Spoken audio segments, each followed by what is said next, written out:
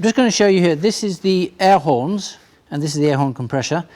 We haven't got anything in the way, makes it very easy to look at. And there is a little cap here, which you pop off with a screwdriver, and you need to put oil in it. So a little light oil, take top off, just put a little couple of drops in there, and then your compressor motor will love you forever.